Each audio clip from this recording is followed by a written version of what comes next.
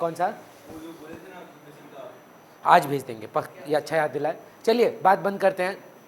सो आपका पहला 4 class demand पे था। एक थरो रिवीजन करते हैं कि अभी तक हम लोग क्या क्लासेस किए हैं। And good, it's Pranjal has join. मेरे को सुमेधा बोल रही थी शायद मैथ्स ट्यूशन है उनका, पर आई गेस ख़त्म हो गया होगा, यहाँ भी स्टार्ट नहीं हुआ होगा। डिमांड में जब हम लोग स्टार्ट किए थे, ट्राई करिए काशवी मेरे साथ पूरा चैप्टर डिस्कस करने का। बुक बंद, कॉपी बंद कर दीजिए, बिना देख के बात करेंगे। डिमांड का डेफिनेशन है 4 aspects. Desire backed by purchasing power either at particular और various prices for a particular period of time. Then we moved on to types of demand: individual market, ex ante, ex post, composite, complementary या joint demand, or derived demand. Then we moved on to a question which was the law of demand. The law of demand states that other things remaining constant, if price rises, quantity demanded will fall, not demand. Quantity demanded will fall, and if price falls, quantity demanded will extend. एक 6 mark का answer के लिए last class में मैंने आपके साथ discuss किया था कि सबसे पहले आप अजम्पशन स्टेट करेंगे। सबसे पहले आप अजम्पशन स्टेट करेंगे कि income of the consumer is constant, there is no change in government policy, no change in price of related goods, no change in taste and preferences. फिर आप शेड्यूल देंगे। The tabular representation of the law of demand is the demand schedule divided into individual and market. Table बनाएंगे आप, individual का अलग, market का अलग। Individual को ऐड कर देंगे तो मार्केट आ जाएगा। फिर graphical representation of the law of demand is the demand curve. Curve भी आप 3 बनाएंगे, 2 इंडिविजुअल और 1 मार्केट। जो इंडिविजुअल डिमांड कर्व होगा थोड़ा स्टीप होगा, मतलब पतला पतला कर्व होगा, और जो मार्केट डिमांड समेशन होगा वो ऐड हो जाएगा। फिर भी moved on to a question कि इनका कोई एक्सेप्शंस है क्या, कि दाम बढ़ने पर क्वांटिटी गिरता नहीं, ऐसा कोई सिचुएशन है क्या? बोलता है हाँ है। आर्टिकल्स ऑफ स्नॉब अपील है, जहाँ लोग शो ऑफ के लिए गुड्स खरीदते हैं। या वेबलेन इफेक्ट है, जिसको क्वालिटी प्राइस रिलेशनशिप भी बोला जाता है। या टेस्ट एंड प्रेफरेंस तो अदर, चेंज इन फैशन है, एमरजेंसीज है, और सबसे इंपॉर्टेंट था गिफिन गुड्स, जहाँ Giffen goods were the worst quality inferior goods on which the consumer were spending is maximum income. वो माशी वाला एग्जाम्पल अगर आपको याद हो। फिर हम लोग किए थे question that what are the factors effecting demand, जिसमें हमने 2 पार्ट में तोड़ा था, price and other factors. Price का चेंजेस था, price fall, quantity demanded rise, price rise, quantity demanded fall. Other factors में फैक्टर्स इफेक्टिंग इंडिविजुअल डिमांड के 4 point थे, और फैक्टर्स इफेक्टिंग मार्केट डिमांड के 5 पॉइंट थे। फैक्टर्स इफेक्टिंग इंडिविजुअल डिमांड में सबसे पहले था इनकम ऑफ द कंज्यूमर, जिसके अंदर 3 पॉइंट थे: normal goods, inferior goods, inexpensive necessities of life. Normal goods में पॉजिटिव रिलेशन होता है, इन्फीरियर गुड्स में पहले पॉजिटिव है फिर इवेंचुअली इन्वर्स हो जाता है। इनएक्सपेंसिव नेसेसिटीज़ ऑफ लाइफ में पहले इनकम बढ़ता है तो डिमांड बढ़ता है, पर उसके बाद कॉन्स्टेंट हो जाता है। फिर आप पढ़े होंगे price of related goods. Price of related goods में आपने पढ़ा होगा कॉम्प्लीमेंट और सब्सटीट्यूट। कॉम्प्लीमेंट में इन्वर्स रिलेशनशिप होता है, पेट्रोल के दाम गिरने पे क्वांटिटी डिमांडेड ऑफ कार बढ़ जाता है, और डिमांड ऑफ कार बढ़ जाता है, क्वांटिटी नहीं। और अगर पेट्रोल महंगा हो जाता है, डिमांड ऑफ कार गिर जाता है। सब्सटीट्यूट में पॉजिटिव रिलेशन है। टेस्ट एंड प्रेफरेंस बोल के तीसरा पॉइंट था, फ्यूचर एक्सपेक्टेशन बोल के चौथा पॉइंट था। फिर 5 फैक्टर्स इफेक्टिंग मार्केट डिमांड, जो लास्ट क्लास की डिस्कशन थी, which was number 1 size and composition of the population, climatic factors, consumer credit facilities, government policy, distribution of income, 5 point. And demonstration effect is also added as a determinant, though people who studied in 9 and 10 they know that demonstration effect is nothing but a bandwagon effect का दूसरा नाम, which is an exception, which we will not write. We will write what the book is suggesting, that demonstration is a factor, not an exception. Then we moved on to another question, which was why is the demand curve downward sloping, and we did income effect, that when the price of the commodity falls, the real income of the consumer will rise, so therefore he will want to buy more. But on the other hand, Bhumi was not interested in real income. She bought a product more because when the price of that commodity fell, it became cheaper to its substitutes. Please be very careful, Sumedha. Here the price of the substitute is not changing. It is the price of the commodity changing, making it cheaper. If the price of the substitute changed, it would have been another factor. And we are explaining the law of demand, which is a relationship between price of the commodity and quantity of the commodity. So for it, the price of the commodity has to fall, of the main commodity. So when the price of the main commodity fell, Bhumi went to buy more. Why? Because maybe her real income increased. That is the reason, that it is the income effect that is working for her. Maybe she bought it more because now it has become cheaper to something else. So here her substitution effect is working. Sometimes both can work. Combined होकर काम करे तो उसको बोलते हैं the price effect. Income effect plus substitution effect is the price effect. Then we had law of DMU. The law of DMU states that when we keep consuming a commodity again and again and again, the additional satisfaction that we derive from it will always diminish. है ना. अब अगर कोई चीज़ को पहली बार consume करते हैं, उसके बाद और कंज्यूम करते जाते हैं, धीरे धीरे आप उसे उपने लगते हैं. सो वही लॉ ऑफ DMU है. अब आप पूछेंगे लॉ ऑफ DMU यहाँ क्यों आता है? Law of DMU is proving the law of demand. Because we are buying more, are additional satisfaction falls. So as a consumer, I demand a reduction in price. And the two other points that we did were observational points with several uses of a commodity and number of buyers. Last thing that we did was a difference between movement and shift. Movement was due to price and shift was due to other factors. Movement was on the same demand curve, therefore movement along the demand curve, which was divided into two parts: downward movement extension, upward movement contraction. On the other hand, shift happened due to change in other factors, where maybe price was constant but other factors changed. So therefore a rightward or leftward shift happened. Increase would be a rightward shift, decrease would be a leftward shift. यहाँ पर आपका पहला 4 class हुआ है. Generally आप notice करेंगे 4 class ख़त्म होगा, संडे का टाइम आएगा. ये संडे जब आएगा तो मैं आधी घंटा का या 15 से 20 मिनट का एक वीडियो बनाऊंगा जो पूरा डिमांड को रीकैपिचुलेट करेगा. तो जैसे ही आपको रिविज़न करना हो, 4 क्लास 1.5 घंटा देखने का समय नहीं होगा आपके पास. सो वो आधे घंटा का रिकॉर्डिंग आप अपने पास रखना. हर चैप्टर का एंड में हाफ एन आवर का हम लोग ट्राई करेंगे कि समराइज़ हो पाए, सो दैट सारा पॉइंट्स आप जब सुने तो रिकॉल कर पाएँ और फिर उसको लर्न भी करना है. सिर्फ सुनने से नहीं होगा, बुक खोल के नोट्स खोल के आपको पढ़ना भी होगा. कुछ क्वेश्चन पॉइंट्स मिसिंग हैं, 4 पॉइंट मिसिंग है आई थिंक नोट्स में से जो बच्चा लिख रहा है. मैं आज भेज दूंगा आपको अपडेटेड नोट्स, उससे लिखिएगा. अदरवाइज़ बाकी सब नॉर्मल है. जो छूटा हुआ है या जो नहीं है वो छोड़ दीजिए जगह, बाकी आगे बढ़ जाइए. जो मिसिंग है मैं वो आज भेज देता हूँ. आज का चैप्टर जो है उस चैप्टर का नाम है इलास्टिसिटी ऑफ डिमांड. फंडामेंटली अगर आप देखेंगे बुक में ये 3rd चैप्टर है. पहला चैप्टर तो out of syllabus, introduction to micro and macro economics, वो नहीं है. आपका फर्स्ट चैप्टर जो एक्चुअली वो चैप्टर नंबर 2 है आपके इंडेक्स का, demand. Chapter 2 is demand and law of demand. 3rd chapter अगर आप नोटिस करें इस theory of consumer behaviour, cardinal and ordinal approach to utility, वो हम लोग अभी नहीं कर रहे हैं. हम लोग 4th चैप्टर से अपना पढ़ाई चालू किए हैं क्योंकि ये डिमांड से रिलेटेड है. अब अभी डिमांड पढ़े हैं तो उसी का इलास्टिसिटी पढ़ना है. So that is why we are skipping chapter 3 and going to chapter 4, fundamentally 1st and 3rd. So that is why we are doing a chapter called elasticity of demand. चलेगा. Bhumi, what is the meaning, English meaning of elastic? जैसे मेरे को कोई बोलता है, बहुत funny लगेगा सुन के, जब भी कोई बोलता है ना इलास्टिक, मेरा नज़र में ना वो पजामा आता है, पता नहीं क्यों. वो जो इलास्टिक वाला होता है ना, मतलब क्या है पुष्कर? कोई भी चीज़ इलास्टिक है उसका मतलब क्या है? Stretchable, flexible, movable, responsive. आज इसको क्या आप इलास्टिक बोलेंगे? क्यों? मतलब अगर आप इस पर फोर्स अप्लाई करेंगे ये रिस्पॉन्ड नहीं करेगा. तो कोई भी चीज़ पर जब आप फोर्स अप्लाई करते हैं और वो रिस्पॉन्ड करता है, हम उसको सेंसिटिव बोलते हैं, है ना. अब हाँ ना में जवाब दीजिए. हर प्रकार का आदमी अलग अलग होगा. तो जो मैं लास्ट बैच में एग्जाम्पल दिया था, भूमि, मैं अगर आपको थप्पड़ मारूंगा, आपका 5 प्रकार का रिएक्शन आ सकता है. फॉर एग्जांपल मैं गया, आपको थप्पड़ मारा, मुक्का मारा, घूसा मारा, लात मारा, आप बोले ठीक है यार भैया है, कोई बात नहीं, जान देते हैं. आप एक शब्द नहीं बोले मेरे को. उसके बाद मैं गया सुमेधा के पास, सुमेधा को बस ऐसे हल्का सा बोला, और Sumedha high five, how are you. Sumedha आई, चाकू निकाली, मेरा गर्दन काट दी. ये भी एक रिएक्शन है. पुष्कर को मैं मारा, मान लीजिए 6 थप्पड़ मारा, पुष्कर आया, बोला भैया आप भैया होंगे घर पे, आप हमको 6 मारे, हम आपको 6 मारेंगे. रीज़न और रिएक्शन इक्वल आया. अच्छा, हाँ ना में जवाब दीजिए. भूमि का no reaction is also a reaction.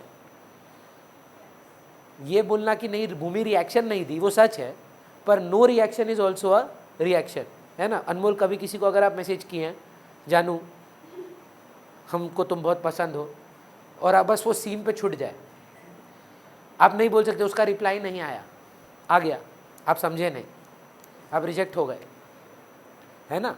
No reaction is also a valid reaction. So if I go and hit someone and he does not respond to it, yes, it is no reaction, but that reaction is equal to, no reaction is also an answer that हाँ मैं respond नहीं कर रही. Sumedha on the other hand is an extreme reaction where a slightest stimulant is creating something unmeasurable. Pushkar on the other hand 6 के बदले मेरे को 6 थप्पड़ मारता है, एक इक्वल रिएक्शन जनरेट होता है। मान लीजिए मैं श्रेया को मारता हूँ 6 थप्पड़, श्रेया बोलती भैया हम आपको मारेंगे वापस पक्का, पर आप भैया हैं तो इज्जत करेंगे, 5 थप्पड़ मारेंगे। रिस्पॉन्स में मैंने जितना मारा उससे कम। फिर मान लीजिए मैं कश्वी को मारा, कश्वी को मैं जब 5 थप्पड़ मारा, 6 थप्पड़ मारा, कश्वी हमको 8 थप्पड़ मारी, बोले कि आप मारे हैं हमको 6, हम आपसे उससे ज़्यादा मारेंगे। Now again why am I telling you this? Everybody here sitting and online knows that the law of demand works. Price fall, quantity demanded rises. Price rises, quantity demanded fall. Obviously ceteris paribus, other things remaining constant, पर law of demand काम करता है। पर मेरा question बहुत simple सा है कि अच्छा सब कमोडिटी, 5 कमोडिटी लेते हैं यार, एक काम करते हैं, Anmol tell me 5 commodities on your daily basis that you consume. Milk, something that you buy, rice, सिर्फ ग्रोसरी वगैरह नहीं और भी सर कुछ, phone, electricity and let's say chocolates. Bhavya सब कमोडिटीज का जो भी दाम है वो सब 50% से गिर गया। लॉ ऑफ डिमांड क्या बोलता है? सब 50% से ही बढ़ेगा। इज इट ट्रू दैट अगर आप मान लीजिए सर मिल्क का दाम 100 रुपये लीटर है और आप 5 लीटर पीते थे, ये 50 रुपये का हो जाएगा, तो क्या आप एग्जैक्टली .50% कंजम्पशन बढ़ाएंगे? 50 का आधा 2.5 होता है ना, तो ये कितने से गिरा? आधे से। ये कितने से बढ़ा? आधे से। सब जगह 50% के बदले क्या 50% का ही रिएक्शन आएगा कि कुछ चीज़ों में ज़्यादा रिएक्शन आएगा, कुछ चीज़ों में कम आएगा। कोई 6 थप्पड़ के बदले 12 थप्पड़ मारेगा, कोई 6 थप्पड़ के बदले 5 थप्पड़ मारेगा, कोई 6 थप्पड़ के बदले 6 थप्पड़ मारेगा, कोई थप्पड़ ही नहीं मारेगा वापस, और कोई एक ऐसा रिएक्शन देगा जो कभी मापा ही नहीं जा सकता हो। So every single thing will have a reaction, right, which we discussed also that when prices will fall quantity demanded will extend, ये तो हम जानते हैं, पर will it respond in the same manner as all products और different products will going to have different responses? Law of demand will work, सबके लिए price fall quantity rise, पर हमको नहीं लगता अगर 20% ऑफ होगा तो जाके गाड़ी आप एक नया ले लेंगे। हमको नहीं लगता अगर फ़ोन्स का प्राइसेस 10 to 20% गिर जाएगा तो आप जाके 5-6 फ़ोन उठा लेंगे। मे बी गारमेंट्स के साथ आप ऐसा करें कि 20% ऑफ के साथ you end up buying more than before, way more than before. Sale लगा था, 5 टी-शर्ट सोचे थे, जाके 10 खरीद उठा लाए। That is possible, but with certain goods like salt, अगर नमक का दाम 50% गिर जाता है, आप अपना कंजम्पशन डबल नहीं करोगे, जितना नमक खाते थे लगभग उतना ही खाओगे। लेकिन with dessert, with food, generally when we give them discounts, buy 1 10% off, buy 2 20% off, buy 3 50% off, reason बहुत सिंपल सा है, the products are responsive. So elasticity का पहले डेफिनेशन लिखते हैं and then we'll try to understand कि कोई चीज़ elastic है, कोई चीज़ नहीं है, कोई चीज़ रिस्पॉन्सिव है, कोई चीज़ नहीं है, क्यों, है ना। फॉर एग्जाम्पल अग्री करिएगा, everybody responds to grief differently, everybody responds to a setback differently. मान लीजिए भगवान ना करे आपको लाइफ में कोई तकलीफ होता है, एक आदमी आप देखेंगे अनहिंज्ड है, किसी को फ़र्क, उसको पता ही फ़र्क ही नहीं पड़ रहा है। ऐसे ना इंग्लिश लैंग्वेज में ऐसे लोगों को बोलता है स्टोइक बिहेवियर, खुशी में भी चुप बैठता है, दुख में भी चुप बैठता है, लोगों को स्टोइक, STOIC, स्टोइक का मतलब होता है ना खुशी में खुश होना है ना दुख में दुख होना है। इन लोगों का लाइफ का मोटो होता है दिस टू शैल पास। खुश है, बहुत मज़े में हो, अपने आप को याद दिलाओ हमेशा के लिए नहीं है। दुख में हो, सैड हो, अपने आप को बोलो हमेशा के लिए नहीं है।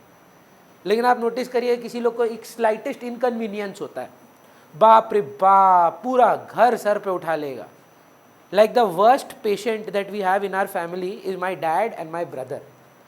100 बुखार होता है ना ये लोग को, हाय बड़ी गर्मी, ठंड लग गई, पट्टी कर दो, डॉक्टर बुलाओ, इतना नौटंकी। उसी में मेरी मम्मी को आप अगर आप देखेंगे 102 में भी क्लास ले रही हैं, भाग दौड़ कर रही हैं, मतलब certain people react differently to certain things and that is not a bad और a good thing, this is who they are.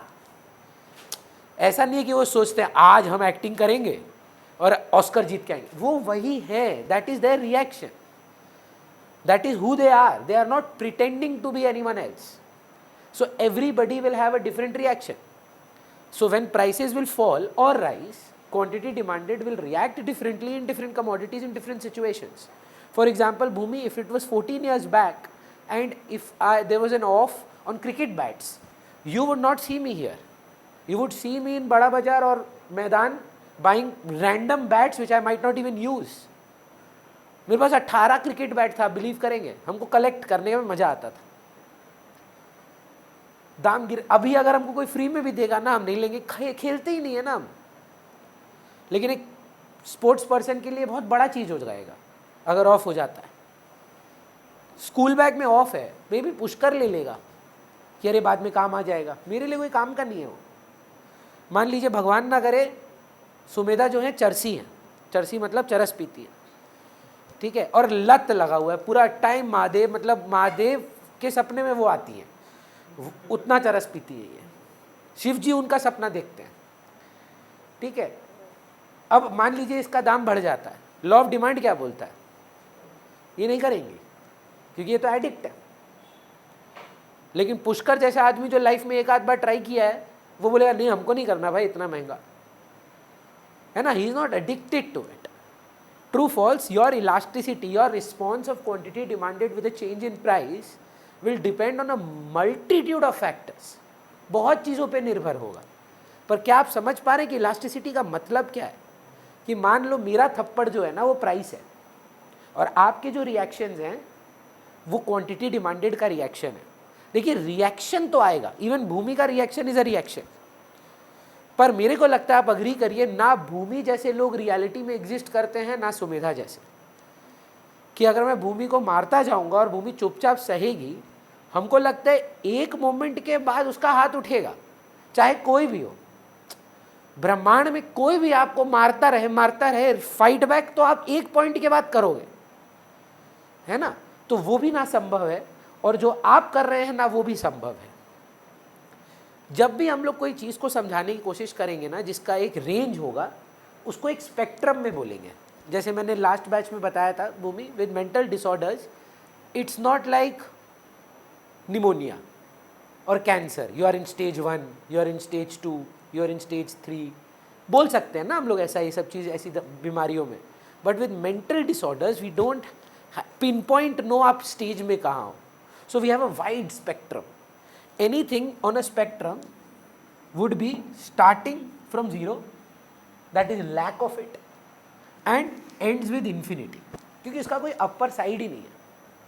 तो anybody who does not have depression is on this spectrum, and anybody suffering from severe depression would be less than infinity, somewhere less than infinity, because infinity is not measurable.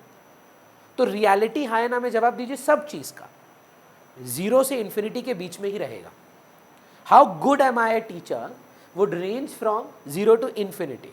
How good you are a person would range from 0 to infinity. If you are not a good person, you are 0. And if you are an extremely very good person, you still aren't infinity. You are somewhere less than infinity because infinity cannot be measured. मापा नहीं जा सकता, है ना। Range is from here, जो mid point है ना वो 1 है, वो ड्रॉ था, मतलब that was I think Pushkar, I hit him 6 slaps, he hit me back with 6 slaps, तो ये एक ड्रॉ हो गया। लेफ्ट हैंड साइड में पुष्कर के इज मान लीजिए Shreya. Why? Because she is on the less responsive side from 0 to 1। ये कौन सा साइड है? Equal side. Anything from greater than 0 but less than 1, equal से कम रिस्पॉन्स है। तो कौन जीत रहा है, मैं कि आप? मैं जीत रहा हूं। रीजन और रिजल्टेंट। श्रेया क्या रैंडमली चलते चलते मेरे को थप्पड़ मारती थी कि she reacted to me hitting her, मैं मारा इसलिए वो मारी ना, there was a reaction. Reason जीता कि रिएक्शन? मैं जीता रीजन। तो इसका मतलब आपका रिस्पॉन्स उतना नहीं था आप उतने सेंसिटिव नहीं हो, आप इनइलास्टिक हो। ऑन दी अदर हैंड अगर आप काशवी को देखें, 1 से ज़्यादा पे साइड में जा रही है, वो 12 थप्पड़ मारी रिस्पॉन्स में। यहाँ जीत कौन रहा है? काशवी मतलब रिएक्शन। सो रिएक्शन ज़्यादा है तो इसका मतलब आप सेंसिटिव है। एक घर में अगर आपके सिबलिंग्स है ना, 3 या 2 जन भी हो, आप हमेशा नोटिस करना दोनों एकदम एक दूसरे से अलग ही होते हैं। बड़ा भाई और छोटा भाई हमेशा एक दूसरे से 100% अलग ही रहेंगे। हम आज तक नहीं देखे 2 भाई सिमिलर है, हाँ देखे होंगे शायद ट्विन्स होंगे, पर अदरवाइज नेचर में आज तक जितना भी बच्चा को हम पढ़ाए हैं, जिनका बड़ा भाई, छोटा भाई, बड़ी बहन, छोटी बहन, भाई बहन, हमेशा देखे हैं कि उल्टा ही रहा है। I think it has something to do with the younger child. Younger child पहले ही देख के बोल देता है भाई ये तो नहीं बनना मेरे को, है ना, कि भाई को देख लिया, बड़ा भाई को देख के पहले ही मन में सोच लिया ये हम नहीं बन सकते लाइफ में। हाँ, I told in the beginning it has to do from being a younger sibling. बड़ा भाई या बड़ी बहन को देखकर आप पहले ही बोल देना ये तो नहीं बन सकते हम। हाँ सॉरी, कौन? करिश को तो हम पढ़ाए हैं, करण का हमको पता नहीं है। सेम है पर दिखना नहीं, नेचर में तो देखिए एक्सेप्शन तो हर चीज में होता है, बट अदरवाइज आप नोटिस करिए आपका भाई बहन है, sister, you are the older sister, from the elder perspective आप शायद सोचते हो यार ये मेरे जैसा ना बन जाए, है ना, कि यार ये तो गॉन केस है, हमको अपने आप को बचा के रखना है, rather if he doesn't convert into me और I should not become like him. Every देखिए 2 पर्सपेक्टिव है, हर बड़ा भाई वो सोचता है, हर छोटा भाई ये सोचता है, पर जोक सपाट, रिएक्शन अगर ज़्यादा आए तो इलास्टिक और रिएक्शन उतना नहीं आए तो इनइलास्टिक। जैसे मेरा भाई हमारे घर का हाईली इलास्टिक फ्लेमेबल इंसान है। हम लोग के घर में किसी को भी अगर हमको बाहर वाले के साथ पंगा लेना है, हम लोग उसको आगे खड़ा कर देते हैं, बोला जा लड़, 2-3 गाली दे के आ जा, उसको ऐसे थोड़ा सा आग लगा देते हैं, पता है क्या बोला वो तेरे को, ऐसा बोला, रोक रोक हम जाता है, और वो जाएगा ऐसे गुस्सा उस्सा में बातचीत करके आएगा, गाली गलौज करके आ जाएगा, फिर वापस आ जाएगा। he is a very sensitive person, elastic person. He reacts to things more deeply. It's not a bad good thing, it's a thing, you have to understand that. मतलब वो ना ऐसा नहीं है कि उसको बोला गया कि ऐसा आज से मैं ऐसा रिएक्शन दूंगा, that is what he is. Similarly my dad is the extreme opposite. अगर आपको कभी मेरा घर में देखना ही है ना, तो मैंने ना गाड़ी ली थी, सरप्राइज दिया था अपने फैमिली मेम्बर्स को, आप उनके रिएक्शंस देखना। मेरे पापा ऐसे खड़े, चलो बढ़िया किया, वेरी गुड। और अगर आप मेरे भाई का रिएक्शन देखेंगे, वो इस साला उस साला पे आ गया था, उसका ही by nature is a very reactive person, है ना। तो इलास्टिसिटी ऑफ डिमांड उस रिएक्शन को पढ़ने के बारे में है, और उस रिएक्शन को आप अपने बिजनेस में कैसे अप्लाई करेंगे या पढ़ाई में तो अभी फिलहाल कैसे अप्लाई करेंगे उस बारे में। मान लो Anmol, you know that you have a extremely inelastic product, like for example if I was in COVID and I was a vaccine seller, I know that these guys are still going to come, increase the price or decrease the price, increase would be beneficial, है ना, reaction कमेगा पर कुछ खास नहीं। Similarly I know that I am in a competitive environment, मेरे बगल में 4 same दुकानें हैं और मैं टी शर्ट बेच रहा हूँ, सेम न्यू मार्केट गए हैं, वो रास्ता में रहता नहीं है लोग, 4-5 सेम दुकान, सेम शाम दादा वहाँ पे आप घुसे, दादा 90 टका छोड़ के आपके पास आ जाता है। कारण हाईली इलास्टिक कमोडिटी है, जैसे ही दाम कमाएंगे रिएक्शन आएगा। उस स्टेज पे दाम बढ़ाना सही है कि गिराना? थोड़ा सा गिराइए, कस्टमर इन्फ्लक्स हो जाएगा, बढ़ा देंगे तो बहुत सारे छोड़ के चले जाएंगे। So elasticity helps us understand our reaction to changes in price. So let us first write down the definition, and then we won't write it, but we will first do the factors affecting elasticity of demand, and then we will go to other aspects. First, ये elastic और inelastic होता है कि high और लो? highly elastic, relatively inelastic. मैं अभी लिखवाऊंगा, आप घबराइए मत। पहले लिखिए the degree of responsiveness of quantity demanded Sumit आज समझ में आ रहा है better? The degree of responsiveness of quantity demanded due to a change in its price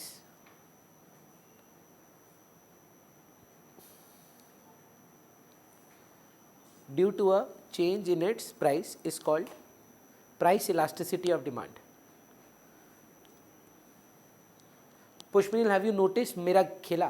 I've never spoken about this to your batch, but it's a known fact that when I started my career of teaching, I started with economics. बहुत कम लोगों को ये पता है, because by God's grace, I have more accountancy students now as compared to eco students. So I started my career with economics. तो primarily अगर आप थोड़े पुराने बच्चों से पूछेंगे तो रोहन भैया इको पढ़ाते हैं. अकाउंट्स का नाम ये 3-4 साल में ही मेरा बढ़ा है, मान लीजिए. मतलब primarily I was an economics teacher. अब मैंने इसको कैप्चर कैसे किया, मैं आपको अगर मैं सच बात बताऊं, मैंने ये नोटिस किया कि कहीं ना कहीं बच्चा इको पढ़ने आता ही है मेरे पास. क्लास 12 में I have seen that I have a genuinely good demand, relatively inelastic demand for economics. So what I have done, I have always kept my fees a little high, 1500 for you guys. But I give another option कि सुनो, अगर आप हमसे accounts भी ले लोगे ना तो 700 रुपये में दूसरा सब्जेक्ट हो जाएगा. My second subject is not 700. If you take 2 subjects, then the price is 1100 per subject. You have to understand the difference. अगर आप मेरे से सिर्फ अकाउंट्स के लिए आओगे, मैं आपसे 700 रुपये नहीं लूँगा, मैं 1500 लूँगा. पर मैं समझता हूँ कि एक तो आप ले ही रहे हो, दूसरा लोगे कि नहीं, मैं आपको कैसे कन्विंस करूँ, मैं दाम गिरा देता हूँ. नहीं तो फंडामेंटली भूमि फॉर 1 सब्जेक्ट 1500, फॉर 2 कितना होना चाहिए? 3000. But I don't do that. I understand the philosophy here that 1 subject, एक सब्जेक्ट के लिए आरकेसी जाना ही था, इनइलास्टिक थे आप. पर आप मेरा ट्यूशन कंटिन्यू करेंगे कि नहीं करेंगे, वो मैं आपको प्राइस के साथ थोड़ा एंटाइस करता हूँ. एक बार बच्चा ज्वाइन कर लेता है, फिर रियलाइज करता है यार पढ़ाता तो ठीक ही है, तो मेरा 700 रुपया में या 2200 रुपये में 2 हो जाता है. Now what am I targeting here? Can you understand? Elasticity. मैं जानता हूं कि एक सब्जेक्ट के लिए भूमि का डिमांड इनइलास्टिक है, वो आएगी आरकेसी, एक सब्जेक्ट पढ़ने तो आएगी. 2 आएगी कि नहीं आएगी मेरे को नहीं पता. तो मैं क्या किया, हल्का सा दाम गिरा दिया. रिएक्शन बहुत ज़्यादा आया. समझ पा रहे हैं? आप जानते हैं IRCTC पूरे कलकत्ता में, इंडिया में, सॉरी, मोनोपोली है, Indian railways. Kashmir electricity Bengal में, एक्चुअली कैलकाटा में CSE के अलावा कोई नहीं देता है. क्या आप जानते हैं मैम, रेसिडेंशियल के रेट्स अलग हैं, कमर्शियल के रेट्स अलग हैं, और फैक्ट्री के रेट्स अलग हैं. आप वो छोड़िए, पर यूनिट कंजम्पशन एक पॉश एरिया का अलग है और एक बैकवर्ड एरिया का अलग है. ये सिर्फ CSE ही कर सकता है और कोई नहीं कर सकता. कारण क्योंकि वो अकेला है. You can only discriminate. Why do you think IRCTC saying 60 साल के ऊपर का आदमी का फेयर अलग है, 10 साल के नीचे का बच्चा का फेयर अलग है, 18 साल के ऊपर का और 60 साल के नीचे का आदमी का फेयर अलग है? क्योंकि वो जानते हैं कि 60 साल के ऊपर का आदमी शायद ट्रैवल ना करे. बच्चों को शायद लोग अपने ट्रैवल पे लेकर ना जाएं, अगर नानी बाड़ी या दादी बाड़ी पे छोड़ जाएं. कैसे इंटाइस करें उनको? Reduce the prices for them. जो 18 और 60 के ऊपर के हैं ना, वो तो जाएंगे, उनका इनइलास्टिक डिमांड है, काम है, जाना ही है. पर बच्चों को या ग्रैंड पेरेंट्स को लेकर जाना है, उसके लिए क्या करें? हल्का सा दाम गिरा दो. What are they playing on? Elasticity. जिनके लिए इनइलास्टिक है उनके लिए महंगा रख दो, जिनके लिए थोड़ा सा इलास्टिक है उनके लिए सस्ता कर दो. हम लोग के टाइम पे एक टीचर हुआ करते थे, देखिए अब तो रिकॉर्ड होता है, अपना नाम नहीं ले सकते हम, हमको डर लगता है. जैसे जैसे मेरा भी रीच बढ़ रहा है ना, हमको भी लगता है कोई ऑफेंड ना हो जाए किसी का, ये सब, तो हम नाम नहीं ले सकते. जब हम स्टूडेंट थे, एक टीचर थे, अकाउंट्स पढ़ाया करते थे, खिदिरपुर में अलग, न्यू अलीपुर में अलग, बेहाला में अलग, अभी भी पढ़ाते हैं. खिदिरपुर का फीस हम लोग के टाइम पे 500 रुपया था पर सब्जेक्ट. न्यू अलीपुर का फीस अराउंड 1000 रुपये था, और बेहाला में अगर आप पढ़ते हैं उनसे तो 800 रुपया था. वो बोलते थे कि क्योंकि ट्रैवलिंग कॉस्ट है, पर हमको पता था वो ट्रैवलिंग कॉस्ट के लिए नहीं कर रहे हैं, वो इलास्टिसिटी देख रहे हैं. खिदिरपुर में बच्चा के लिए ट्यूशन लेना मैंडेटरी नहीं है। मतलब देखिए हम कोई वो नहीं कर रहे जनरलाइजेशन, पर वहाँ पर मतलब majority का अगर बात करेंगे आप तो education is not the prime criteria there, है ना। हाँ उसमें से गिने चुने 10-12-20% होंगे जिनको ये रियलाइजेशन है कि यही बहुत इंपॉर्टेंट चीज़ है, पर काफ़ी लोग सिर्फ मतलब बस जैसे जैसे पास कर जाओ दुकान में ही तो बैठना है, तो फीस थोड़ी कम रखी उन्होंने। New Alipur is relatively a posher area और Alipur is a little posh area. उधर उनकी फीस 1000 रुपये थी, डबल, क्योंकि उनको मालूम था इस एरिया में ट्यूशन लोग लेंगे, दाम बढ़ाऊंगा ना तो भी लेंगे। और बेहाला को उन्होंने थोड़ा फेयर रखा, 700 रुपया, ना महंगा और ना सस्ता। Tell me what did he play on? Elasticity. These guys do the same thing with water on airports. These guys do the same thing with popcorn in a cinema hall.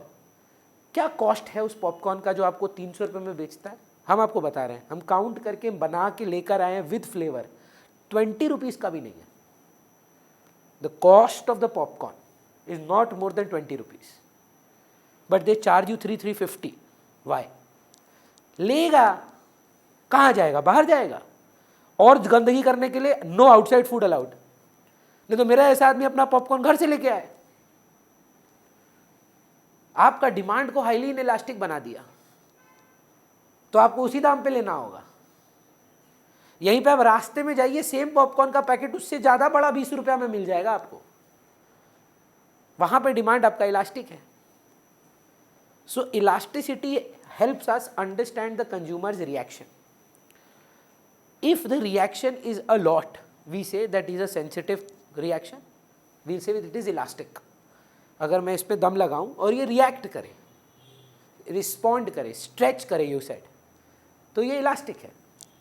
और अगर मैं इसको जितना भी दम लगाऊं उतना रिएक्शन नहीं दे रहा है, तो ये उतना इलास्टिक नहीं है। तो इसका नाम क्या रखे हैं? लेस इलास्टिक या इनइलास्टिक है। अब आपके मन में आना चाहिए कि कोई कमोडिटी इलास्टिक या कोई कमोडिटी इनइलास्टिक किस पे डिपेंड करती है। मतलब मेरे लिए कोई कमोडिटी इलास्टिक हो या इनइलास्टिक हो, वो किस चीज़ पर निर्भर है। आज लिखना नहीं है, इसका एक अलग क्लास है, but I have to tell you this. Number 1, मान लो उसका ना कोई सब्सटीट्यूट ही नहीं है, लिखना मत, हम डिक्टेट करेंगे अगला क्लास में। अवेलेबिलिटी ऑफ सब्सटीट्यूट नहीं है।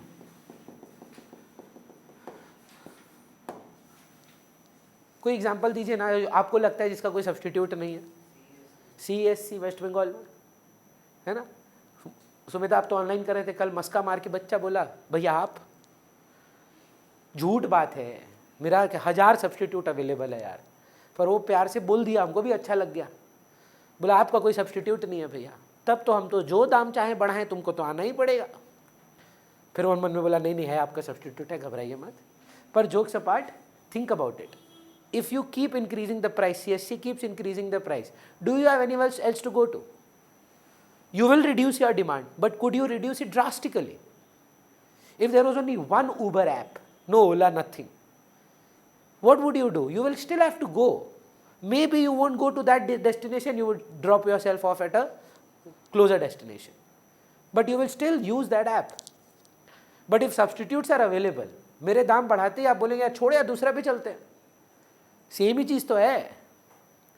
If options are available, what is the reaction of the consumer if price rises? Have you ever notice that? That is why this Lay's, Kurkure, all are at the same price.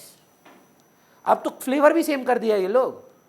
अब notice करिए, green वाला less का same flavour का दूसरा chips आ जाता है, American cream and onion. Protein वाला version भी निकाल दिया है उसमें, same flavours, but pricing same रखना होगा। क्योंकि जैसे ही कोक बोला हम 1 रुपया कम है, आदमी बोलेगा हमको पीना ही नहीं पेप्सी, हमको कोक ही पीना है। लेकिन मिलता ही खाली कोक है। अगर कभी नोटिस करिए ना, कोको कोला वाला दुकान में पेप्सी नहीं मिलता, जानते हैं? कभी नोटिस करिएगा ये बात, कोको कोला प्रोडक्ट्स वाला दुकान में पेप्सी नहीं मिलेगा, पेप्सी वाला दुकान में कोको कोला नहीं मिलेगा। पेप्सी का दुकान में देखिए पेप्सी लिखा रहता है, ऊपर में बैनर होता है। अलाउड नहीं है ना लोग को। कुछ बड़ा दुकान में दोनों रखता है। आप जाएंगे दुकान में पूछिएगा कोको कोला है, देता है, हम बोल रहे हैं, पर जनरली पॉलिसीज रहता है कि आप मेरा प्रोडक्ट बेच रहे हैं तो दूसरा को नहीं बेच सकते आप, जनरली सब रखता है यार, ये मेरा नीचे वाला भी रखता है। पर अगर आप लॉजिक देखिए, KFC मैकडोनल्ड का बर्गर कैसे बेचेगा, डोमिनोज पिज्जा हट नहीं बेच सकता, फ्रेंचाइजी है ना। पर अगर आप देखिए सब्स्टिट्यूट है, सोचिए कलकत्ता में कोई और पिज्जा का सब्स्टिट्यूट ही नहीं होता और पिज्जा का दाम बढ़ते जाता। अब तो सर आप तो जिस एरा में है ना अभी आपका जीवन, अगर मैं 11वीं 12वीं में आपके टाइम एरा में होता, सॉलिड जीता मैं। हमारे टाइम पे पिज्जा मिलता था मॉन्जनीज में, मियो मोरे, पिज्जा डोमिनोज भी नहीं था जब हम 11वीं 12वीं में थे। मजाक नहीं कर रहे हैं हम, कोई एंशिएंट जमाने के नहीं है, हम 2008 का बात कर रहे हैं, विच इज नॉट, मतलब 14-15 years back, 16 years back, there was no pizza hut, there was no Domino's. अभी तो सर लाइन से डोमिनोज कौन सा आउटलेट आ जाता है, विच आउटलेट आपको भी ऑप्शन दे देता है। तो प्राइस बढ़ने पे हमारे पास ऑप्शन ही नहीं था, वहीं से खाना होता था। लेकिन अभी यहाँ पर देखिए डोमिनोज में अगर प्राइस बढ़ा हुआ है, आप फट से बोलते हैं यार पिज्जा हट चलना, ऑप्शंस अवेलेबल है, इलास्टिक कमोडिटी है। If substitutes are available it will be an elastic commodity. If substitutes aren't available, it will be an inelastic commodity. Agreed? Habits of the consumer.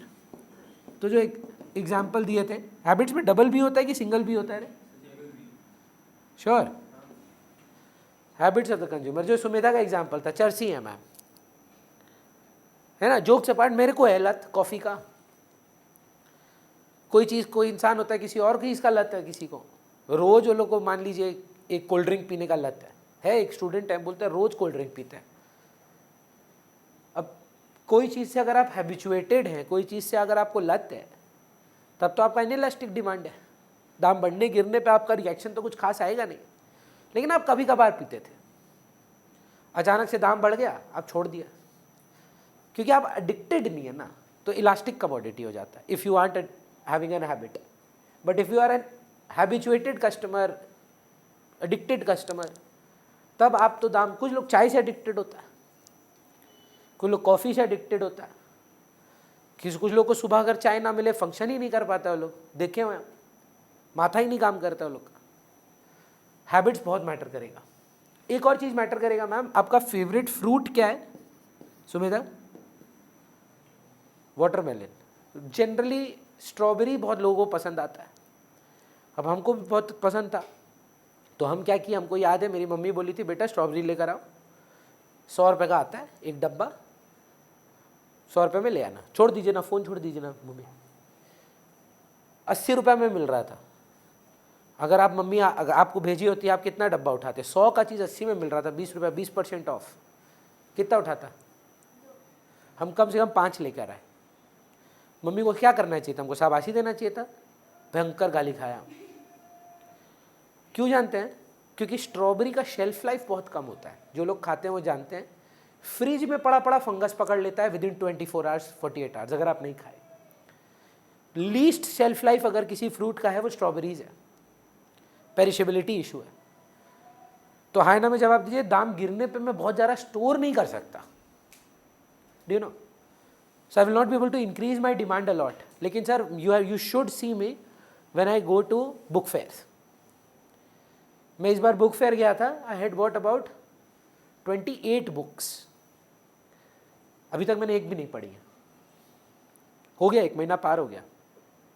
Sumedha why am I telling you this? Sale था, मेरे को मालूम है book खराब तो नहीं होगा ना, तो I bought a lot of it because I can store it.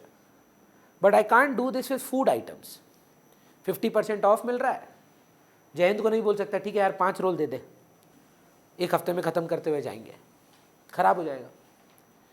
Nature of the product will be a very essential part. Durability and perishability will determine whether that with clothes, that is why you will see, I don't know if you guys do it, I have bought most of my winter wear in summer. If you are smart you should do that too. सबसे ज़्यादा cell अभी मिलेगा, अभी भी है ज़ारा में कुछ कुछ ठंड का कपड़ा चाहिए, जो 9,000 का जैकेट है ना वो आपको 4,500 रुपये में दे रहा है लोग, वही विंटर सीजन में वो लोग 9,000 में बेचा था। पर अभी क्यों रख ले रहे हैं? क्योंकि हमको मालूम है हम दिसंबर में पहनेंगे, खराब नहीं होगा। लेकिन आई can't do that with commodities that have a low shelf life. If price falls, I can't buy a lot of it and store it. I know it will go bad. With food, with consumables, they have a very low shelf life. So they are generally inelastic in nature. I don't know whether you'll agree with the next point or not. They are saying that very rich and very poor people have inelastic demands. मतलब Mr. Mukesh Ambani and a lower middle class, not middle class, very low middle class, have inelastic demand. Reason being Mukesh Ambani को दाम बढ़ने गिरने पे फर्क नहीं पड़ता और वेरी लो पुअर पीपल को ऑप्शन नहीं है। दाम बढ़े तो भी उतना ही लेना है, दाम गिरेगा भी तो उतना ही लेना है ना। तो प्राइस के बारे में भी बात करता है लोग, बोलता है बहुत महंगा कमोडिटीज भी इनइलास्टिक होता है। कितना कम ले लेगा? रिएक्शन बहुत कम हो जाएगा, लेगा तो कम ठीक है। हमको याद है, आप अभी बोले ना, मेरे तो मेमोरी फ्लैश आया, रात को 9:30 बजे मम्मी पापा के पास गए और उस टाइम पे ना, देखिए हमको इसमें कोई शर्म नहीं है। बच्चा बोलता है भैया आप ये सब बात बोलते हैं, only a person who has seen bad days will be able to appreciate the good days. अबे जो स्ट्रगल ही नहीं देखा है उसको क्या मालूम कि आज पैसा क्या है? उसके लिए तो हमेशा से ही पैसा था। तो हम बहुत प्राउड है कि हम लोग अपना लाइफ में जो स्ट्रगल देखे हैं। 9:30 बजे था, हमको याद आया, हम भी बेवकूफ़ थे, मम्मी के पास गए, छठी वठी का बात है, बोले मम्मी ज्योमेट्री बॉक्स नहीं है मेरे पास। अब 9:30 बजे, देखिए आज का ज़माना अलग है और 2005 का बात अलग है, 25 साल 20 साल पहले का बात है। तो दुकानें खुली हुई कुछ नहीं थी, कहाँ से मम्मी पापा जुगाड़ बैठाए, 350 रुपये का उस ज़माने में ज्योमेट्री बॉक्स मिला। वो कोई ब्लैक लुक में बेच रहा था या क्या हो रहा था पता नहीं। अब बिलीव करिए 350 रुपये हम लोग के पास उस घर में नहीं था उस समय। तो मेरे पापा क्या बोले, 200 रुपया है, काम करो प्रोट्रैक्टर दे दो, कंपास दे दो, डिवाइडर नहीं चाहिए। और बोलो तो वो जो क्या बोली, दाम बढ़ेगा तो कम ही लेंगे ना, कम लिए, पर ऐसा ऑप्शन नहीं था हम लोग के पास कि लेंगे नहीं। डिमांड गिरेगा, जीरो नहीं हो जाएगा, लॉ ऑफ डिमांड काम कर रहा है। तो प्राइस राइज, इलेक्ट्रिसिटी दाम बढ़ाया, बंद कर दोगे क्या यूज करना? इलेक्ट्रिसिटी यूज बंद कर दोगे कि ठीक है यार वैक्यूम क्लीनर नहीं चलाएंगे, एक काम करेंगे वॉशिंग मशीन नहीं चलाएंगे, कपड़ा हाथ से धुलेगा। Consumption will reduce, will not become zero. Similarly when prices will fall, you will not live on it, you will increase your consumption. How much is elasticity? बोल रहे जो बहुत अमीर है और जो बहुत गरीब है, अमीर को फर्क नहीं पड़ता यार। सोचो मुकेश अंबानी के घर में 350 का ज्योमेट्री बॉक्स 3,500 का है, लेगा कि नहीं लेगा वो? उसको क्या फर्क पड़ता है? उसमें 5 जीरो और लगा दे, 3.5 करोड़ का, उसके लिए कोई फर्क नहीं पड़ेगा। For him it is peanuts. मेरे लिए आज 350 रुपये चला जाता है आज, सच बोल रहा हूं, हमको नहीं फर्क पड़ेगा, उसके लिए वो 350 रुपये के बराबर है। As a proportion of 350 of my income and 3.5 crores of his income is the same, maybe actually lesser। मेरा प्रपोर्शन ज़्यादा होगा, 350 रुपया मेरे लिए ज़्यादा मायने रखेगा, 3.5 crore as compare to him. एक सेकेंड, सॉरी। हाँ मम्मी, हाँ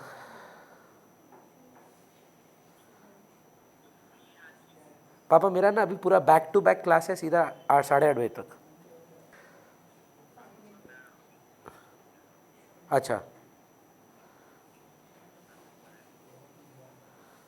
हाँ हाँ,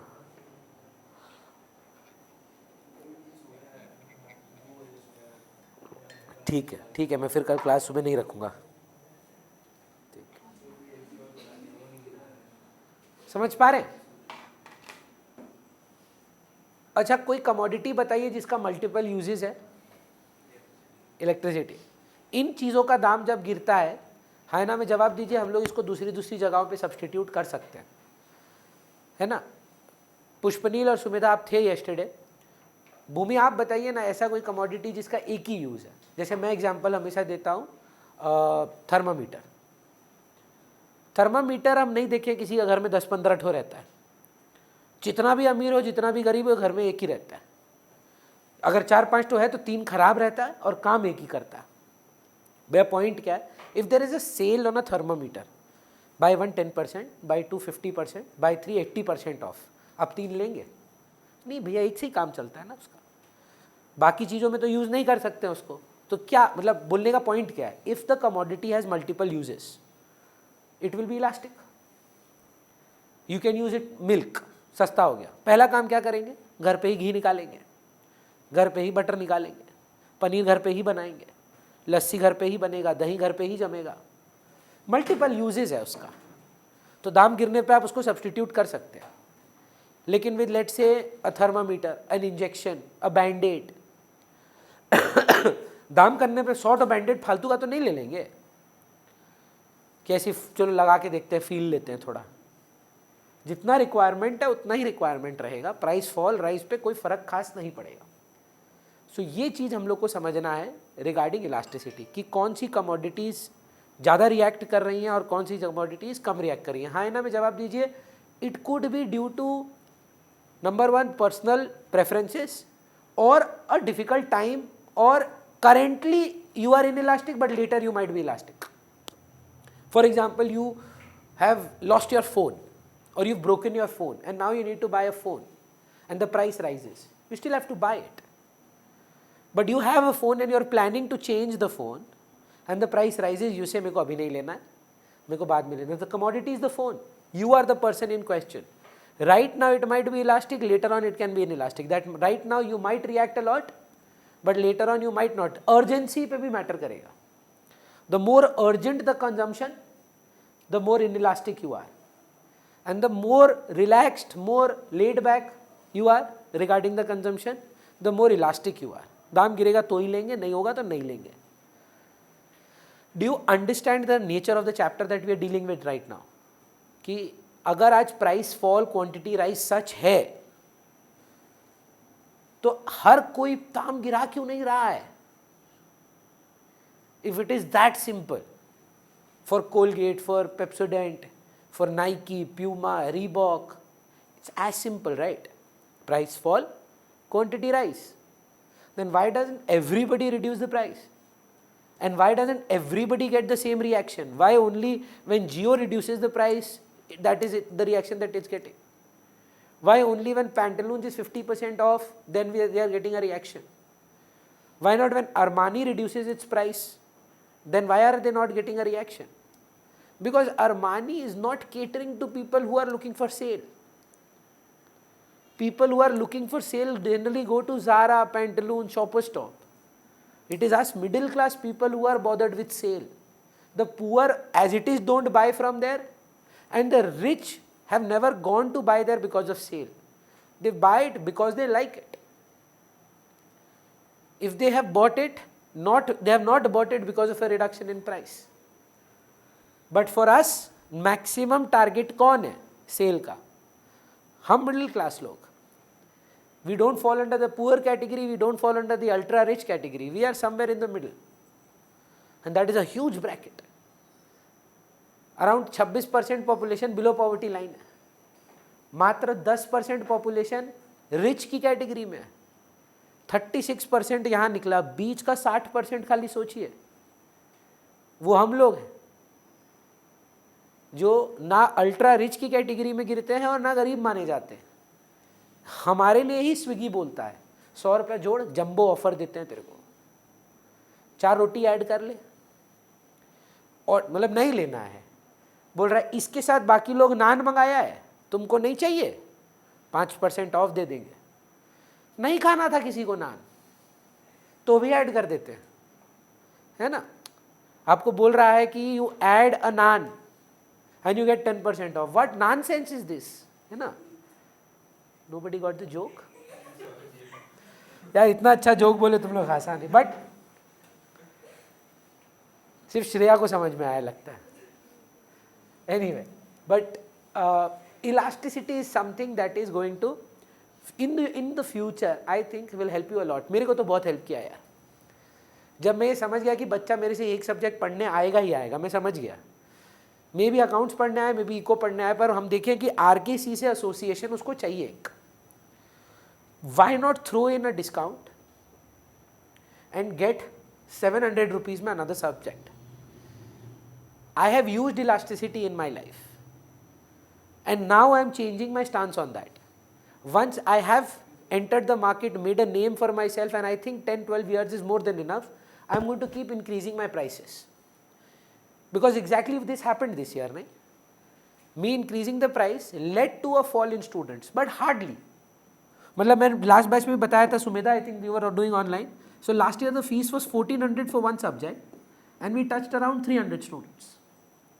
This year it's 1500 and we are, let's say, 299. गिरा है कि नहीं? पर मैं पहले से बहुत ज़्यादा कमा रहा हूँ. अगर ये 290 भी चले जाए ना, कल बच्चा बता रहा था ये 420 होता है और ये 435 है, पहले से तो ज़्यादा ही पैसा आया है. भैया आपको दुख नहीं होगा 10 बच्चा नहीं आया, फर्क क्या पड़ता है? मेरा यहाँ टास्क मैक्सिमम स्टूडेंट्स को पढ़ाना तो नहीं है. I as an organization, being very open and frank, I am here to give quality services to my students and earn profit. तो अगर 10 बच्चा कम है तो कॉस्ट भी तो 10 से कम हो जा रहा है, प्रॉफिट और बढ़ रहा है. 10 बच्चा कम पढ़ाना पड़ रहा है, कम नोट देना पड़ रहा है, कम इलेक्ट्रिसिटी कंजम्पशन है, सब कुछ कम है और पहले से पैसा ज़्यादा है. So why does it matter? मैं तो बोलता हूँ सोचो अगर हमको एक ऑप्शन आए, भैया एक फीस एक सब्जेक्ट का 3000 पर सिर्फ 200 ही पढ़ा पाएंगे, ड्रास्टिक फॉल है. अबे 6 लाख महीना आएगा, भाड़ में जाए, फर्क क्या पड़ता है? सोचो अगर बच्चा लोग ऐसे बोले नहीं भैया आप हमको घर आगे पढ़ाएं, घर वाला टीचर लोग तो यही करता है, 5000 लेता है, टोटल में मैक्सिमम 100 बच्चा पढ़ाएं अगर, तो भी पहले से ज़्यादा है यार. टारगेट क्या है? मैक्सिमम स्टूडेंट्स पढ़ाना कि प्रॉफिट कमाना? So elasticity will help you understand these things. If you've ever noticed how these guys play with car prices, with certain cars they are going to be having their high priced cars like Tata, Harrier, Safari, league अलग है लोग का, और यहीं पे आप Nexon, पंच, Tiago को देखें, लीग अलग है लोग का. इसी में डिस्काउंट है सबसे ज़्यादा. जैगवार लेने जाएंगे आपको डिस्काउंट नहीं मिलेगा, सॉरी, क्योंकि उनको मालूम है कि जो टारगेट मार्केट है वो इन इलास्टिक का इंसान है, वो लेगा, वो दाम के लिए नहीं ले रहा है, उसको लेना है इसीलिए वो ले रहा है. लेकिन आप मेरे जैसे लोग जब कोई नॉर्मल गाड़ी लेते हैं 10-12 लाख रुपए की, हम लोग बाकी 4-5 मॉडल चेक करते हैं कि ये सेम रेंज की हैं, ये चारों सेडान है, चारों में से कौन सी वाली लेनी है, इसमें सबसे कम प्राइस आ रहा है, तो चलिए ये वाला ले लेते हैं. लॉ ऑफ डिमांड काम तो कर रहा है, पर रिएक्शन कितना आ रहा है, that is elasticity. Is that clear? So we have 5 magnitude, 5 थप्पड़ थे याद, तो 5 मैग्नीट्यूड लिख लीजिए फटाफट. 5 मत लिखिए, ऐसे लिख दीजिए मैग्नीट्यूड्स या degree of price elasticity. Magnitude slash degree of price elasticity.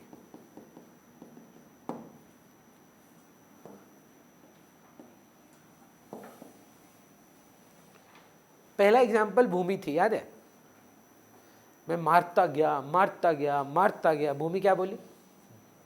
कोई बात नहीं भैया, मारिए. रिएक्शन ही नहीं है. प्राइस 10 रुपए का था तो पुष्पनील 100 लेता था, 1 करोड़ रुपया का हो गया, बोल रहा है हम तो भी 100 ही लेंगे. भैया फ्री में बिक रहा है, हम बोलते हैं हम 100 ही लेंगे. संभव है ये? सिचुएशनली ना सुमेधा, बहुत लोग इस पे बहस किया, टीचर लोग भी हमको थोड़ा क्रिटिसाइज किए थे कि नहीं ये संभव है.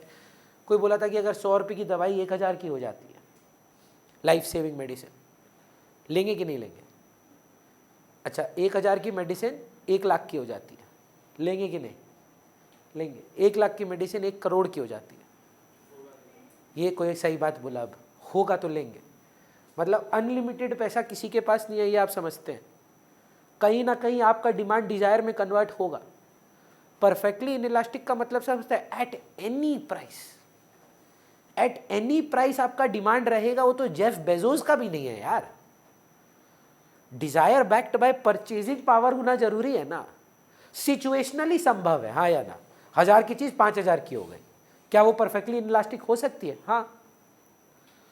पर एग्जाम्पल नहीं है आपके पास कोई देने के लिए, क्योंकि ऐसी चीज संभव ही नहीं है कि फ्री में भी बिक रही है तो भी वो पुष्कर बोल रहा है कि भैया हमको तो 100 ही लेना है। समझ पा रहे हैं? मतलब I have always said this, खुश नसीब है हम लोग जो ये सोचते हैं कि कितना भी फाइनेंशियल प्रॉब्लम हो, दवाई हम हमेशा पूरी ही लेंगे। आप जानते ही होंगे बहुत फैमिलीज में जब महंगाई बढ़ जाती है तो लोग दवाइयों तक को सब्सटीट्यूट करने लगते हैं। जो थ्राइस अ डे का मेडिसिन है, ट्वाइस अ डे पे आना पड़ता है। अगर ये सच होता कि perfectly inelastic is life saving medicine, कोई भी इंसान को वेंटिलेटर से नहीं उतारा जाता because of lack of money. आजीवन कोई अगर हॉस्पिटल जाता तो उसका इलाज पैसे के लिए नहीं रुकता, क्योंकि हमारे पास पैसे नहीं है, वो डिमांड नहीं बन पाया। मेडिसिन का क्या छोड़िए, ऑपरेशन नहीं करा पाता आदमी पैसे नहीं हो तो। हार्ट अटैक से मर रहा है, डॉक्टर बोल रहा है बाईपास नहीं करेंगे मर जाएगा, पैसा नहीं है, आदमी क्या करेगा? डिजायर बन के रह जाएगा, वो डिमांड रहेगा ही नहीं। तो सर इसका डायग्राम सोचेंगे भव्या, यहां प्राइस है, यहां क्वांटिटी डिमांडेड है, 100 लेना है, 0 पे भी 100, 10 पे भी 100, फिर से कोशिश करना, 100 पे भी 100, 1 लाख पे भी 100, कैसा कर्व बनेगा? Almost correct. अगर आप गलती से भी अपवर्ड स्लोपिंग कर देते हैं, इसका मतलब यह है कि प्राइस बढ़ने पे डिमांड बढ़ गया। डिमांड बढ़ा है पुष्कर की सेम रहा है? सेम रहने के लिए एकदम पैरेलल टू वाई एक्सिस करना पड़ेगा। देखो डायग्राम का मतलब समझो, 0 पे भी 100, 100 पे भी 100, 1 लाख पे भी 100, ऐसे ही तो प्लॉट करते हो ना। इस डायग्राम को या इस रिस्पॉन्स को भूमि का नाम है perfectly inelastic. Perfectly, the word perfect is not ideal, the perfect here means hypothesis, मतलब द एक्सट्रीम सिचुएशन जो एग्जैक्टली एग्जिस्ट ही नहीं करती है, बस सोच है। जैसे बोलिए ना।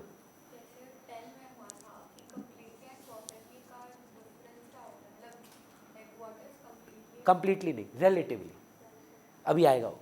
एक होता है परफेक्टली इनइलास्टिक, नहीं यही है। इसको आप लिखेंगे, लिखें heading perfectly inelastic, ED equal to 0, sorry, O is origin, P is price,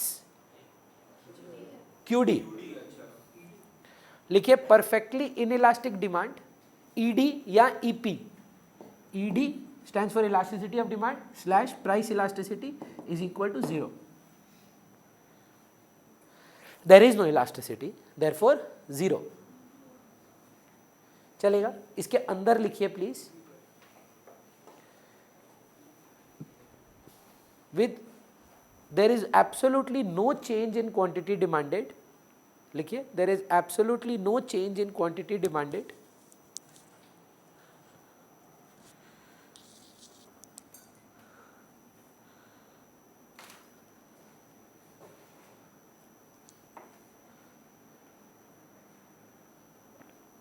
There is absolutely no change in quantity demanded due to any change in price.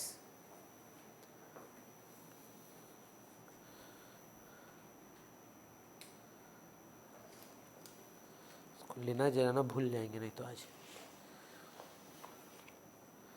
चलेगा? इसको बोलते हैं परफेक्टली इनइलास्टिक। देखिए परफेक्टली मतलब एग्जिस्ट नहीं करता। जैसे for example अगर आप थोड़ा सा स्क्रिप्चर पढ़ते हैं, Who is the perfect man as per our Hindu scriptures? Who is the perfect man? Shri Ram. आप बताइए वो रियलिटी है कि आइडियल है? ऐसा होता नहीं है। हमारे ग्रंथों में हमारे जो सिचुएशन है, मर्यादा पुरुषोत्तम किसको बोला गया है? जो हर चीज में सारी मर्यादा को फॉलो करे, एक आइडियल इंसान हो। पापा बोले जाओ बेटा घर से निकल जाओ, तो 14 साल के लिए चले गए। भाई बोला हम भी जाएंगे, हमको नहीं चाहिए, आप बन जाइए किंग। हम बोले नहीं आप बनो किंग, हमको नहीं बनना। लड़ने पे आए, लड़े, राजा बने, राजा बने। मतलब हमारे समाज में जो बोला जाता है उसमें आइडियल इंसान का परिभाषा क्या है, बोलते हैं ना कि ये तो श्री राम का छवि है ना। बाकी सब लोगों का मतलब ये नहीं बोला जाता कि ये आइडियल इंसान है, पर हमेशा बोला जाता है ना this is the ideal, the exact ideal representation of how man should be is Shri Ram. Achievable नहीं है, ऐसा हाई स्टैंडर्ड सेट किया हुआ है, श्री राम के साथ कंपैरिजन है, संभव ही नहीं है यार। How would you compare to a man like that. मेरे को तो पापा एक दिन झगड़ा में बोले घर से निकल जाओ, हम तो चले गए, फिर हम बोले हम घर ही नहीं आएंगे। और झगड़ा नहीं होता है कभी कभी, पर वैसा लेवल ऑफ आदर्श बेटा, आदर्श भाई, आदर्श पति, ये लेवल तो सिर्फ सोच में ही है।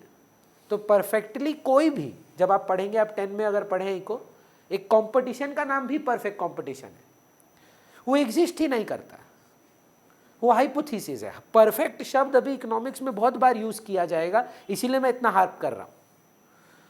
Perfect has nothing to do with Ed Sheeran, जो आप गाना बजाए अभी, है ना। It has nothing to do how amazing this is, it mean that it is the extreme end of the spectrum where there is no elasticity. Prices rise, fall, you keep hitting boomy does not react.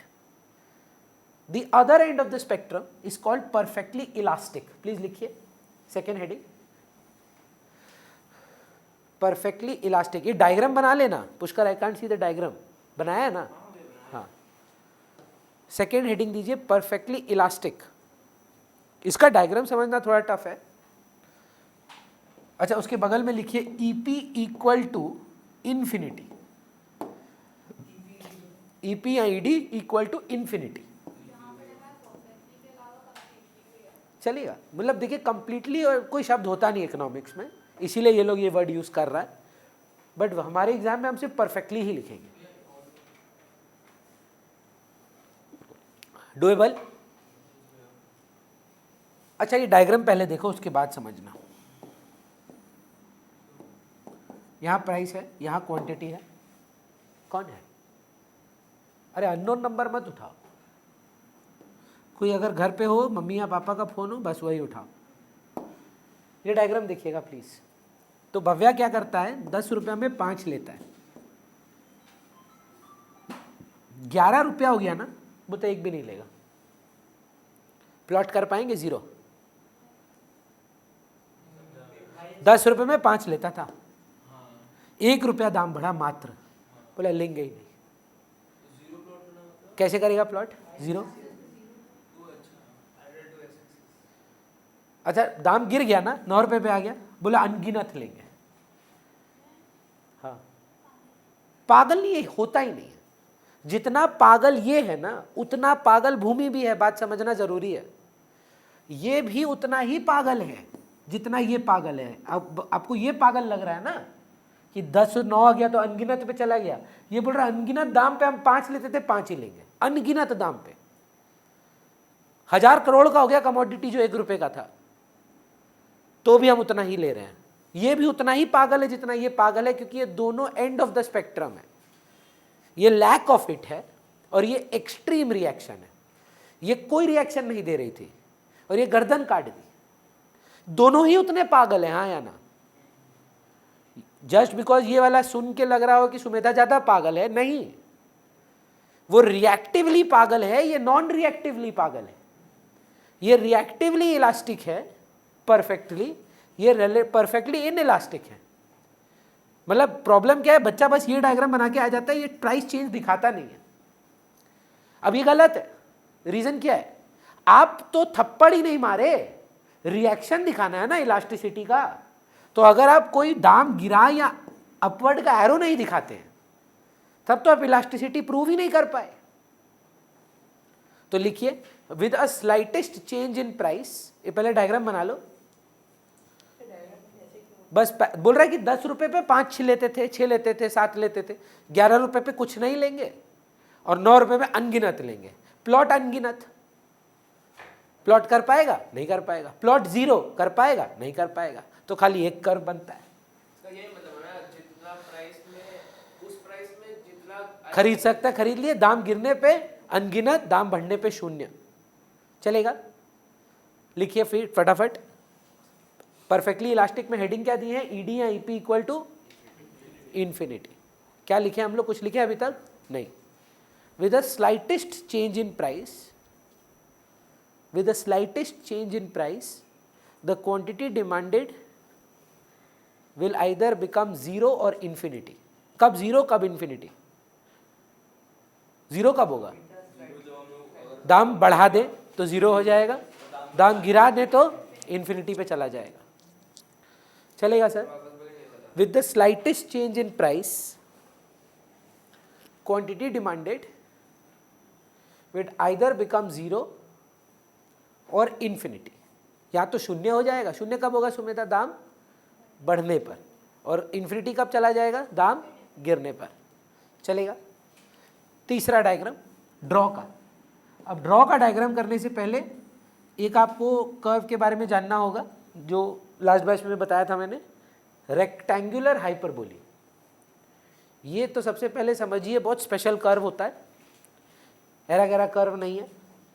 इसका शक्ल ऐसा होता है। इस curve में एक बहुत बड़ा मैथमेटिकल फीचर है जो ये अभी काम आ रहा है। इंडिफरेंस कर्व बोल के एक चैप्टर है, उसमें काम आएगा। एवरेज फिक्स्ड कॉस्ट बोल के कॉस्ट में एक चैप्टर है, उसमें काम आएगा। आने वाले 4-5 चैप्टर्स में ये कर्व लगेगा। ये कर्व का नाम क्या है, रेक्टेंगुलर हाइपरबोली। बे इतना क्या बड़ा बात है इसमें, बोल रहा है कि कोई भी पॉइंट ऑफ एरिया लीजिएगा आप, ये एरिया जो है इसको शेड करेंगे अगर आप, और अगर आप कोई और एरिया लेंगे और उसको शेड करेंगे, दोनों का एरिया सेम आएगा। मतलब any point on the rectangular hyperbola is going to give you the same area. Mathematically proven है श्रेया। अगर आप एक प्रोट्रैक्टर लेते हैं और उस प्रोट्रैक्टर को प्लॉट करते हैं और उसका कर्व बनाते हैं, क्योंकि ये इक्विडिस्टेंट रहता है, आप जितना भी एरिया निकालिएगा सब पॉइंट्स में सेम एरिया आएगा। भैया एग्जाम में क्या प्रोट्रैक्टर लेके जाना होगा, बिल्कुल भी नहीं। देखकर लगभग एक रेक्टेंगुलर हाइपरबोली लगना चाहिए। रीजन बीइंग, करना क्यों है, इस दाम पर श्रेया इतना खरीदती थी, ये प्राइस होता है मैम, और ये क्वांटिटी, ऐसे ही प्लॉट किया जाता है। जब दाम गिर गया, श्रेया अब इतना ले रही है, QP1 है ना, में जवाब दीजिए। PP1 का चेंज और QQ1 का चेंज सेम है। मतलब 6 थप्पड़ का जवाब 6 थप्पड़ है। भैया क्या हम इसको लीनियर कर्व में बना सकते हैं, मतलब ये ना बनाएं, हाँ कर सकते हैं, पर कर्व कुछ इस प्रकार से बनाइएगा कि देखकर समझ में आए कि दोनों इक्वल है। कोई भी कर्व चलेगा, लीनियर स्ट्रेट लाइन भी हो सकता है, नॉन लीनियर भी हो सकता है। जस्ट दैट यूनिटरी इलास्टिक जो आप अभी पढ़ेंगे उसका सिंबल इज रेक्टेंगुलर हाइपरबोली। जरूरी है कि स्ट्रेट लाइन हो, नहीं, आप लीनियर भी बना सकते हैं, नॉन लीनियर भी बना सकते हैं। तो नेक्स्ट हेडिंग दीजिएगा यूनिटरी इलास्टिक। तीसरा वाला का नाम है unitary elastic. ED equal to या EP equal to 1।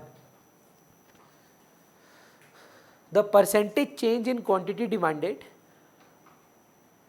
the percentage change in quantity demanded is equal to the percentage change in price। Generally ना हमको लगता है कंफर्ट्स में ऐसा होता है, 10% से दाम गिरता है, अब 10% से कंजम्पशन बढ़ा देते हैं। Percentage change in price, quantity demanded और परसेंट और प्राइस का चेंज इक्वल आ गया। Doable Sumita. Fourth, before I draw the diagram Kashvi, इस बार मैं जीतूंगा। मतलब मैंने 6 थप्पड़ मारे श्रेया को, श्रेया ने 5 मारे। जीत कौन रहा है, रीजन की रिएक्शन, रीजन। तो मैं रीजन प्राइस और वो है क्वांटिटी डिमांडेड। तो लिखेंगे क्या, वो बात का बात है। डायग्राम मेरे को बताइए जिताना किसको है, प्राइस को कि क्वांटिटी को। तो ज़्यादा एक्सिस किसका कवर करूं, तो स्टीपिश कर्व बनाऊंगा। लेकिन अगर मैं बोलता नहीं मेरे को अगर आप क्वांटिटी को जिताना होता तो थोड़ा फ्लैटिश कर्व बनाऊंगा, क्योंकि ज़्यादा एक्सिस कौन सा कवर कर रहा है, तो फिर यहाँ पे कौन सा वाला होगा, काशवी वाला। अभी कौन सा वाला कर रहे हैं, श्रेया वाला। श्रेया को मारे थे, श्रेया 5 थप्पड़ मारी, हम 6 थप्पड़ मारे। और ये कौन था, ये तो परफेक्टली इनइलास्टिक हो गया, ये भूमि थी। ये पूरा ही सुला दे तो ये सुमेधा हो गया। थोड़ा सुलाएं अगर, ये काशवी है। यूनिटरी एग्जैक्ट होना होगा पी का और क्यू का, और स्टीप रखें तो श्रेया। मैं जीत रहा हूं, मैं समझ रहा हूं आप क्या बोल रहे हैं, पर आपको आइडिया लेना होगा कि अगर हमको कर्व दिखाना होगा इलास्टिक कर्व का, तो हमको कैसा कर्व दिखाना है, स्टीप की फ्लैट। इलास्टिक अगर दिखाना है तो जिताना किसको है, प्राइस को कि क्वांटिटी को? नहीं सर, इलास्टिक मतलब रिएक्शन ज्यादा। इलास्टिक दिखाने के लिए रिएक्शन ज्यादा दिखाना है। रिएक्शन कौन है, रीजन कौन है? तो यहां प्राइस और क्वांटिटी में रिएक्शन कौन है, रीजन कौन है? हाँ, रिएक्शन क्वांटिटी है और प्राइस जो है वो रीजन है। इलास्टिक मतलब रिएक्शन ज्यादा होगा तो फ्लैट कर्व बनेगा, और अगर इन इलास्टिक दिखाना होगा तो स्टीप कर्व बनेगा। चलेगा? चलिए, तो पहले लिखिए relatively in elastic. Number 4, relatively in elastic.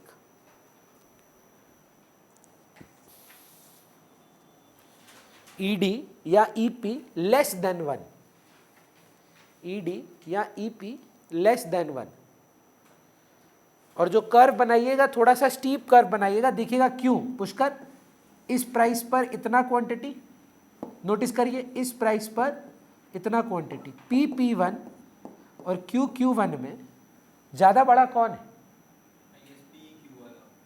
PP1 और QQ1 में ये चेंज इन प्राइस है, ये चेंज इन क्वांटिटी है। ज्यादा चेंज किसका है? नहीं सर, आप गलत चीज सोच रहे हैं। मेरा सवाल P1 Q1 PQ का नहीं है, मेरा सवाल चेंज इन प्राइस का है और चेंज इन क्वांटिटी का है।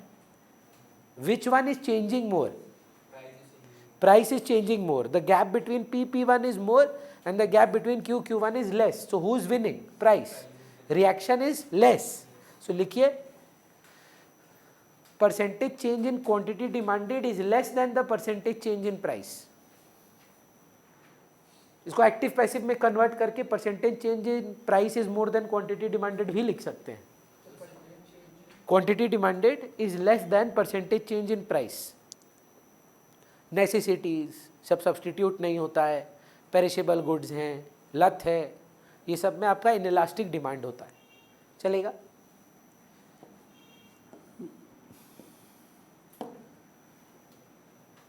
फंडामेंटली एक बात बताइए, थोड़ा देश के पर्सपेक्टिव से पूछ रहे हैं। भूमि, पेट्रोलियम का दाम तो बढ़ते ही जा रहा है ग्लोबली, अभी 2 रुपये हम लोग के लिए कम हुआ। ऐसा क्यों है कि हम लोगों का पेट्रोल का इंपोर्ट नहीं कम हो रहा है? भारत में सिर्फ गाड़ी नहीं रहे, जितना भी पेट्रोलियम प्रोडक्ट्स हम लोग यूज़ करते हैं ना, सबका इनइलास्टिक डिमांड है। डीजल फैक्ट्री में यूज़ होता है, सब पेट्रोलियम से आता है, जानते हैं? पेट्रोलियम का ही बाई प्रोडक्ट्स है सब, डीजल, पेट्रोल, केरोसिन। बेसिकली कितना रिफाइंड होते जाएगा, वाइट फ्यूल, जेट फ्यूल, ये सब एक ही प्रोडक्ट से निकलता है, पेट्रोलियम। तो आज भारत जैसा देश के लिए अगर पेट्रोलियम का दाम बढ़ते जा रहा है, लॉ ऑफ डिमांड क्या बोलता? अब नहीं कर सकते ना यार, इनइलास्टिक डिमांड है। भारत का एक्सपोर्ट नहीं बढ़ पाता है, जानते हैं? इतना फसल उगने के बाद भी हम लोग बढ़ा नहीं पा रहे हैं। और कुछ एग्रीकल्चरल प्रोडक्ट है, पेरिशेबल कमोडिटी है, कोई देश हमसे अपना कंजम्पशन ज़्यादा लेता ही नहीं है। कैसे स्टोर करेगा? अगर हम दाम कम भी कर दें, अगर 1 लाख टन लेता है दाल हमसे, तो 2 लाख टन तो नहीं ना ले लेगा, खराब हो जाएगा। तो not even just on micro level, on macro level also you will study that elasticity has a great impact. What is this reaction that is coming? Is it a great reaction और a less reaction? And then you can manipulate in that manner. Doable sir? Next heading दीजिए, relatively elastic. Last है ये आज का। इधर कौन जीतेगा? जीतेगा कौन? प्राइस की क्वांटिटी?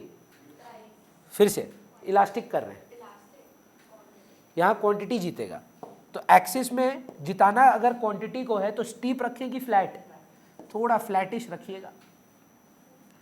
और देखिए प्रूव भी करेंगे, इस प्राइस पे पुष्कर इतना खरीदता है, दाम गिर जाने पर इतना। देखकर बताइए PP1 में और QQ1 में ज़्यादा बड़ा गैप किसका है? QQ1 जीत रहा है। तो हेडिंग होगा इसका relatively elastic demand, ED greater than 1।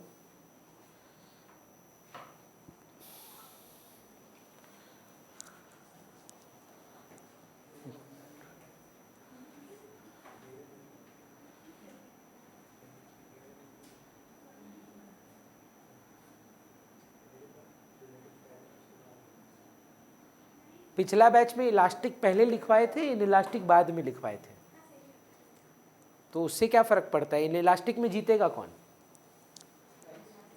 Price, steep curve. Elastic में जीतेगा कौन? Quantity demanded. ड्रॉ कब होगा? यूनिटरी। मतलब घटिया तरीके से प्राइस जीत जाए तो मतलब हिलने नहीं दे क्वांटिटी को, बोला हिल नहीं पाओगे, परफेक्टली इन इलास्टिक। और अगर क्वांटिटी बोले तुम हाथ लगा के देख, अगर उसके बाद हम क्या करेंगे, परफेक्टली इलास्टिक है। 5 रिएक्शन, वही 5 थप्पड़। मैं भूमि को मारता गया मारता गया मारता गया, भूमि रिएक्ट ही नहीं की, that is perfectly in elastic. Slightest change की वजह से अनमेजरेबल क्वांटिटी में change, Sumedha perfectly elastic. Equal change, मैंने 6 थप्पड़ मारे पुष्कर को, पुष्कर ने एग्जैक्टली 6 थप्पड़ वापस मारे, यूनिटरी इलास्टिक। मैंने श्रेया को 6 थप्पड़ मारे, श्रेया ने मेरे को 5 थप्पड़ रिटर्न में मारे, relatively in elastic, steep curve. मैंने काशवी को 6 थप्पड़ मारे, काशवी ने 6.5 थप्पड़ मारे, 6.1 भी चलेगा, but more than price, that is elastic. Next class इस पे सम्स है मेजरमेंट के, उसके बाद आगे बढ़ेंगे। yesterday